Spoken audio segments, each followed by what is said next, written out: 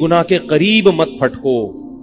اللہ نے یہ نہیں کہا کہ زنا مت کرو, اللہ نے کہا ولا تقربوا الزنا, زنا کے قریب مت جاؤ.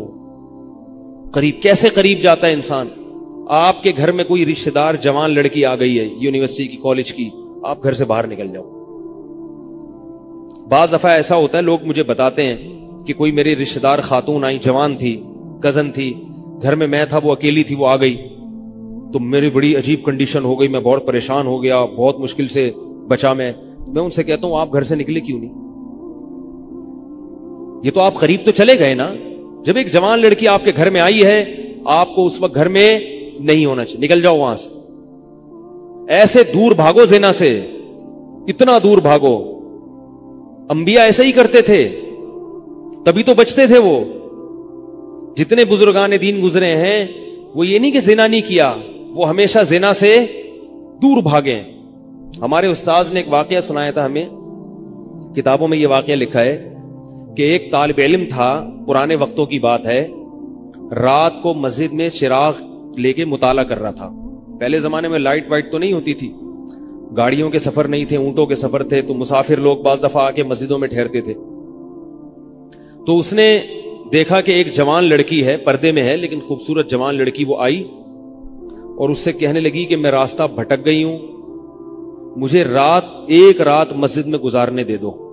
واقعی یعنی صحیح تھی, وہ اسی طرح ہوا, تو کہیں بھٹک گئی تھی. شہر میں بھی بعض دفعہ لوگ بھول جاتے تھے نا کہ راستہ بھٹک جاتے تھے. اب یہ پریشان تھا کہ میں اس کو رات کو اگر پناہ دیتا ہوں تو مجھے شیطان ورغلائے گا, اور اس لڑکی کو اگر میں پناہ نہیں دیتا تو یہ کہاں جائے گی رات کو, کوئی اور اس کی عزت سے کھیلے گا. تو اس نے بہرحال اس کو ٹھکانہ دے دیا, اس کو کہا کہ آپ ادھر اس طرف جا کے سو جائیں. نتیجہ کیا نکلا ہے کہ وہ لڑکی اس کو دیکھ رہی تھی, یہ کرتا کیا ہے, اس کو بھی اپنی عزت کا ڈر تھا نا کہ کہیں یہ دست درازی نہ کرے. تو یہ نوجوان جس چراغ میں مطالعہ کر رہا تھا, مطالعہ کرتے کرتے اس کی آگ میں اپنی انگلی لے کے جاتا اور اس کو جلاتا. جیسے ہی وہ جلنے لگتی تو اس انگلی کو واپس کھینچ لیتا, ایک دم تپش آگ لگتی نا, واپس کھینچتا. پھر تھوڑی دیر بعد یہ انگلی اس میں لے کے جاتا, پھر واپس کھینچتا. پوری رات یہ کرتا رہا ہے اور اپنی انگلی کو جلاتا رہا ہے. صبح جیسے ہی ہوئی ہے, اس نے فوراً, صبح صادق ہوئی نا فجر کی اذان کا وقت, اس نے فوراً اس لڑکی سے کہا یہاں سے چلی جاؤ, فوراً یہاں سے فوراً چلی جاؤ. اس نے کہا اللہ کی قسم اس وقت تک نہیں جاؤں گی جب تک تم یہ معاجرہ نہیں بتاؤ گے, یہ رات تم نے کیا ہے. تو کہنے لگا یہ میرا اور اللہ کا معاملہ ہے, میں تمہیں نہیں بتا سکتا. اس نے پھر اللہ کا واسطہ دے کے کہا, اس نے کہا میں جاؤں گی نہیں یہاں سے جب تک بتاؤ گے نہیں. اس نے کہا شیطان مجھے ورغلا رہا تھا کہ ایک جوان لڑکی ہے, اجنبی ہے, کوئی دیکھنے والا نہیں ہے, کوئی دیکھنے والا نہیں ہے, تو زنا کر لو اس سے, کوئی دیکھنے والا نہیں ہے. شیطان مجھے لے کے جاتا تھا تو میں اپنی انگلی آگ میں جلاتا تھا, اپنے نفس کو یہ سمجھانے کے لیے کہ دنیا کی آگ برداشت کر سکتا ہے, جہنم کی بھی برداشت کر لینا, جہنم کی بھی برداشت کر لینا. پھر اور اگر تجھ سے یہ برداشت نہیں ہو رہی تو وہ کیسے برداشت کرے گا؟ کہہ رہے جب میں آگ میں جلنے لگتا تھا نا تو میری چیخ نکلتی تھی, یار یہ نہیں ہو رہی تو وہ کیسے برداشت ہوگی.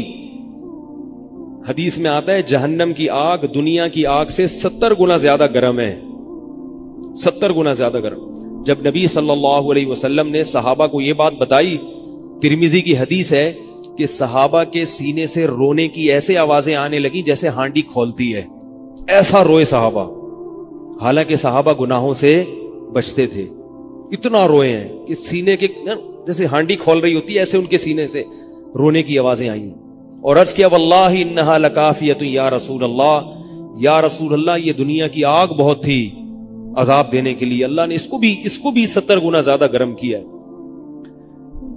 تو اس نے کہا کہ میرے دل میں گناہ کا خیال آتا تھا, میں کیا کرتا تھا, اپنے آپ کو جلاتا تھا.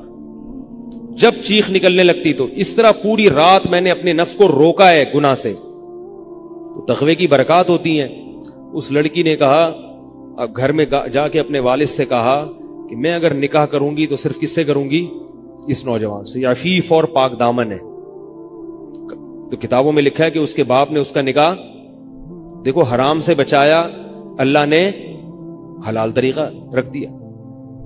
تو جو بھی زنا سے بچتا ہے نا, یاد رکھو جیسے زنا کرنے کا عذاب بہت سخت ہے, ایسے ہی کسی کو زنا کا موقع ملے اور وہ بچ نکلے, اس کا ثواب بھی بہت زیادہ ہے.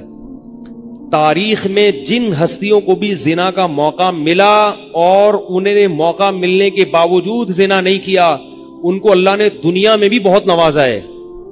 میں اکثر ایک واقعہ سناتا ہوں. ہمارے ایک دوست ہیں امریکہ میں, بلکہ امریکہ سے بھی ایک دور علاقہ ہے, اس کا جگہ کا نام میں بھول گیا. انہوں نے میرا یہ بیان سن کے مجھ سے ملنے کے لیے آئے تھے, وہ مجھے پہچان گئے یہ بیان سن کے. ممکن ہے یہ بھی میرا یہ بیان سنے وہ. یہ میرے والد صاحب کا واقعہ ہے. میرے والد صاحب جب امریکہ گئے, کنوارے تھے اس وقت, میرے والد صاحب بہت ہینڈسم تھے, خوبصورت تھے, اور اتنا چوڑا تو ان کا سینہ تھا اور ایسی چوڑی چوڑی کلائیاں تھیں. بہت ماشاءاللہ اللہ نے ان کو مردانہ وجاہت دی تھی, اور آواز ایسی تھی جیسے ببر شیر ہوتا ہے. بہت ہی خوبصورت آواز, بڑی زبردست پرسنالٹی تھی.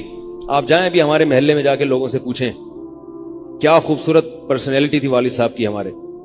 جب انتقال ہوا ہے نا میرے والد صاحب کا, تو پورا محلہ رو رہا تھا, پورا محلہ. مسجد کے امام صاحب جب بھی جنازے کا اعلان کرتے تھے نا تو روتے نہیں تھے. ہزاروں میتوں کا اعلان کیے تھے. میرے والد صاحب کا جب مسجد کے امام صاحب اعلان کر رہے تھے 3 دفعہ اعلان کیا, تینوں دفعہ روئے ہیں. اتنی لوگوں کو ان سے محبت تھی. تو یہ کیسے ہو گئی, یہ کیسے ہو گئی؟ کیوں اللہ نے ان کی محبت لوگوں کے دلوں میں رکھ دی, اور کیوں اللہ نے ان کو اتنا نوازا؟ والد صاحب نیوی میں تھے. امریکہ جب فرسٹ ٹائم جہاز گیا ہے, کنوارے تھے اس وقت, تو کنوارا لڑکا پاکستانی یا انڈین ہو, پہلی دفعہ امریکہ جائے, وہ بھی کنوارا, کوئی روکنے ٹوکنے والا نہ ہو, اور گناہ کی دعوت ملے, بچنا کتنا مشکل ہے. تو والد صاحب, یہ میں نے والد صاحب سے براہ راست نہیں سنا, میں ایسی باتیں والد صاحب نہیں کرتے تھے, کسی ذریعے سے سنا میں نے کہ تمہارے والد صاحب نے یہ واقعہ ہمیں سنایا, کسی نے مجھے بتایا. کہتے ہیں کہ جب وہ گئے تو ایک خوبصورت انگریز لڑکی آئی اور ان کو گناہ کی دعوت دی. اب ایک دم پہلی دفعہ کسی پاکستانی نے یہ چیز منظر دیکھا ہو, ٹھیک ہے نا, امریکہ کا ایک منظر ہوتا ہے نا. اب تو لوگ موویز میں اتنا دیکھ چکے ہوتے ہیں نا, اس وقت تو ڈرامے فلمیں بھی نہیں ہوتی تھی, موویز بھی نہیں ہوتی تھی, تو پہلی دفعہ ہی دیکھا تھا یہ ایسا منظر. تو وہ گھسیٹ کے لے گئی اپنے گھر. جب یہ کہیں گھر پہ گیا ہوں نا تو مجھ پہ اللہ کا خوف آ گیا. میں نے کہا یہ کیا کر رہا ہوں میں. وہاں جا کے واپس بھاگے ہیں. ادھر پہنچنے کے بعد وہ عورت غصہ ہو رہی تھی کہ اگر تم نے یہ کام کرنا نہیں تھا تو میرے ساتھ آئے کیوں میرا خرچہ کرایا, تم نے کیوں خرچہ کرایا میرا. تو آدمی اور شرمندہ ہو جاتا ہے نا کہ یار. تو والد صاحب کہتے ہیں کہ میرے دل میں خیال آیا کہ میں نے زندگی میں کبھی یہ گناہ نہیں کیا, اور میں یہاں پہلی دفعہ آیا ہوں, اگر میں اس گناہ میں پڑ گیا اللہ کی نظر مجھ سے ہٹ جائے گی. واپس بھاگے. بڑا مشکل ہوتا ہے ایسے موقع پہ. اس وقت ان کی عمر ہوگی 22 یا 23 سال, زیادہ سے زیادہ 24 سال ہوگی. تو بھاگے ہیں واپس. تو والد صاحب کہتے تھے, جنہوں نے مجھے یہ واقعہ سنایا, کہ مجھے کہنے لگے کہ تمہارے والد صاحب کہتے تھے کہ اس کے بعد میری زندگی میں کیا آیا ہے, انقلاب. پھر اللہ نے قرآن کی تلاوت کی توفیق دی. حفظ قرآن تھا, بھول چکے تھے. روزانہ ایک قرآن پڑھنے کا معمول بنا پھر, تاکہ قرآن دوبارہ یاد ہو جائے. جہاز پہ 3 سال امامت کی, داڑھی بڑی رکھ لی ماشاءاللہ. اور پھر اتنی عزت اللہ نے ان کو دی. اللہ نے ان کے, ہمارے سب بھائی ماشاءاللہ داڑھی والے ہیں, سب بہنیں شرعی پردہ کرتی ہیں, سب بھابیاں پردہ کرتی ہیں. گھر میں کیا آ گیا پورا, حالانکہ اس وقت شادی نہیں ہوئی تھی, لیکن یہ اثرات کہاں منتقل ہوئے ہیں, خاندان میں, پورے خاندان میں منتقل ہو گئے نا. انتقال ہوا تو جنازہ میں نے پڑھایا والد صاحب کا. اگر اللہ نہ کرے اس برائی میں پڑ جاتے, ہمیں پتا چلتا کہ ہمارا باپ ایسا ہے, تو ہم ایسے ہوتے. ویسے تو ابھی بھی کوئی اتنے نیک نہیں ہے, لیکن گیٹ اپ تو ہے نا. گیٹ اپ تو اللہ نے مولویوں والا دے دیا نا, تھوڑے تھوڑے تو دیکھنے کی حد تک تو نیک بنا دیا نا. ایسے نہیں ہوتے ہم. تو یہ جو برکات ہیں یہ نسلوں میں منتقل ہوتی ہیں, نسلوں میں. اتنی عزت دی اللہ نے, اتنی عزت دی تھی کہ انتقال کے وقت محلہ رو رہا تھا, پورا محلہ رو رہا تھا انتقال. اور بہت سے لوگوں نے والد صاحب کی قبر کے پاس نہ جگہ گھیر لی تھی کہ ہم یہاں دفن ہوں گے. حالانکہ مسجد کے امام نہیں تھے, کچھ بھی نہیں, کوئی ایسی شخصیت نہیں تھے کہ وہ کوئی مقتدی اور رہبر سمجھے جاتے ہو. تہجد کا معمول تھا, تلاوت کا معمول تھا. اور میں نے خود بھی کئی دفعہ نوٹ کیا، ایسا لگتا تھا ان کے منہ سے خوشبو آتی ہے، ایسا محسوس ہوتا تھا. ایسا اللہ نے، کیونکہ تلاوت بہت زیادہ کرتے تھے. جب انتقال ہوا ہے نا جس دن، اس دن بھی آدھا گھنٹہ تلاوت کر کے اٹھے. گھر میں ان کا معمول تھا، گھر میں آنے کے بعد آفس سے جب گھر میں آتے تھے نا، سب سے پہلے نہا کے، عجیب عجیب ان کے معمول تھے، نہاتے لازمی تھے روزانہ. اور چونکہ فوجی تھے نا تو فوجیوں کی جو ایک روٹین ہوتی ہے نا وہ تبدیل نہیں ہوتی. اب جب فوج میں تھے تو گرم پانی سے نہانے کی عادت تھی، تو جون میں بھی گرم سے ہی نہاتے تھے. ہم کہتے اب والد صاحب سے کہتے گرمی ہو رہی ہے، لیکن وہ ایک روٹین ہوتی ہے نا فوجیوں کی. بس وہ آنا ہے، دھوتی پہنی، غسل خانے میں چلے گئے، پانی گرم پہلے کیا، اپنا کام سارا خود کرنا، کسی سے کام ہی نہیں لیتے تھے. اور وہ 2 منٹ کے اندر ایسے پھرتی سے نہاتے تھے. ہم حیران، یہ کیسے نہاتے ہیں اتنی دیر میں؟ کہتے میں صابن سے باقاعدہ تسلی سے نہایا ہوں. اتنی جلدی جلدی پھرتی میں کام کرتے تھے. آتے ہی تلاوت کرنی، اور تلاوت اونچی آواز میں کرتے تھے. پورے گھر میں والد صاحب کے تلاوت کی آواز آتی تھی. مجھ سے غلطی یہ ہوئی کہ انتقال سے چند دن پہلے میں ان کی تلاوت سن رہا تھا، تو میرا دل چاہا میں اس کو ریکارڈ، اس وقت ریکارڈنگ کا اتنا زیادہ نہیں ہوتا تھا، میں نے کہا اس کو میں ریکارڈ کر لوں، لیکن وہ ریکارڈ میں نہیں کر سکا. میں نے کہا چلو بعد میں کر لوں گا، اور ان کا انتقال ہی ہو گیا. تو تلاوت اونچی آواز سے ٹوپی اتار کے تلاوت کرتے تھے. تو جس دن انتقال ہوا ہے، اور اللہ سے کہتے تھے کہ اللہ کسی کا محتاج نہ بنانا. ساری زندگی کسی سے خدمت نہیں لی، صرف جو ہے نا کمر دبواتے تھے بیٹوں سے اپنے. تو مجھ سے بھی دباتے تھے، میرا یہ انگوٹھا بڑا مضبوط ہو گیا ہے. وہ کمر پہ نا ان کے یہ ایسے مالش کر کے، ایسے کمر پہ میں مالش کرتا تھا والد صاحب کی، یہ تیل لگا کے نا ادھر، تو میرے انگوٹھے میں بڑی طاقت پیدا ہو گئی تھی. تو مجھے کہتے تھے یار تم ہو باریک سے، میرے باقی بھائی ذرا، لیکن یار تمہارے ہاتھ میں بڑی طاقت ہے. تو میں کہتا تھا کہ یہ میرے ہاتھ میں طاقت نہیں ہے، یہ مالش کر کے نا یہ انگوٹھا بہت مضبوط ہو گیا ہے.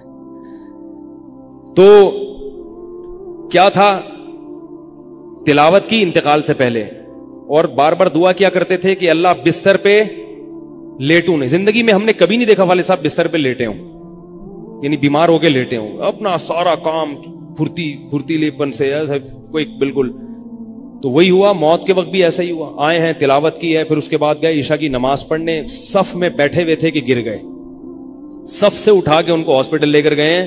نماز کی اقامت ہو رہی ہے اور وہیں اٹیک ہوا، اور وہی ان کا قبر کا سفر تھا. کتنی اچھی موت دی اللہ تعالیٰ نے کہ ایک دن کیا ہوا، بارش میں بھیگتے بھیگتے آئے ہیں گھر میں، اور فوراً نماز کے لیے گئے. تو والدہ نے کہا کہ بھائی ابھی بارش ہو رہی ہے. انہوں نے کہا اللہ بولے گا آفس سے یہاں تک پہنچ گئے، اور اب یہاں سے مسجد تک نہیں جا رہے. اللہ کو بھی منہ دکھانا ہے. ایسے نماز کے پابند. سعودی عرب میں جب عمان میں ان کی جاب تھی، کئی گھنٹے کا گرمیوں کا روزہ ہوتا تھا، لوگ چھوڑ دیتے تھے. والد صاحب کہتے تھے مر جاؤں گا رمضان کا روزہ نہیں چھوڑوں گا، کچھ بھی ہو جائے رمضان کا روزہ کیسے چھوڑوں. تراویح کبھی نہیں چھوٹتی تھی، رمضان کا روزہ کبھی نہیں چھوٹتا تھا. میں یہ نہیں کہہ رہا کہ کوئی برائی تھی نہیں ان میں، ایسی کسی کی تعریف کرنا غلط ہے، مگر اللہ نے مجموعی لحاظ سے ان میں بڑی صفات رکھی تھیں. یہ صفات کیسے پیدا ہوئیں؟ اللہ نے ایک برائی سے بچنے کی توفیق دے دی. تو میں نے یہ تو اسی میں ان کی موت واقع ہوئی ہے. اور رات کو 12 بجے انتقال ہوا. ان کے سارے کام ایسے ہوتے تھے، موٹے موٹے کام اور چپکے چپکے. شو بازی کا بالکل بھی شوق نہیں تھا ان کو.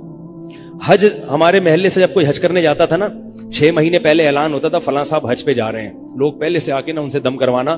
اب تو لوگ بہت حج پہ جاتے ہیں، اس وقت یہ 25 سال پرانی بات کر رہا ہوں میں، اس وقت حاجی کی بڑی ویلی ہوتی تھی. حج پہ جو جانے والا ہوتا تھا نا، لوگ اس سے پہلے سے ماشاءاللہ حج پہ جا رہے ہیں. ہمارے امام صاحب پوری رننگ کمنٹری شروع کرتے تھے اسپیکر پہ. اب وہ حج پہ جانے والے ہیں، اب ان کا نام آ گیا ہے. جنازے کی بھی رننگ کمنٹری ہوتی ہے ہمارے محلے میں. اللہ امام صاحب کی مغفرت فرمائے، انتقال ہو گیا ان کا بھی. اس کو لوگ کہتے تھے یہ رننگ کمنٹری شروع کر دیتے ہیں. جنازے کی چارپائی اٹھ چکی ہے، تمام حضرات سے گزارش ہے کہ جنازہ گاہ میں پہنچ جائیں. اب جنازہ گھر سے نکل چکا ہے، میت کو غسل دیا جا چکا ہے، عیدی سینٹر سے لاش گھر میں آ چکی ہے. پوری نا کمنٹری ہوتی تھی.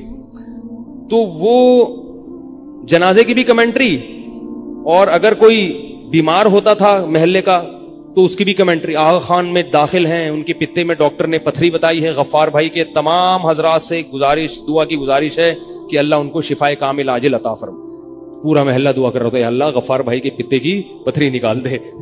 ٹھیک ہے، وہ چونکہ سیاسی تھے، جمعیت کے تھے، تو وہ پوری نا سیاست سے لے کے چلتے تھے ہر چیز. تو والد صاحب اب جب حج پہ جاتا تھا کوئی، تو اس کی پھر وہ جب حاجی صاحب آتے تھے ان کا بڑا استقبال. ہمارے والد صاحب کو یہ چیزیں پسند نہیں تھی. والد صاحب حج کر کے گئے پتہ ہی نہیں چلا, اور واپس کسی کو بولٹن مارکیٹ میں ملے.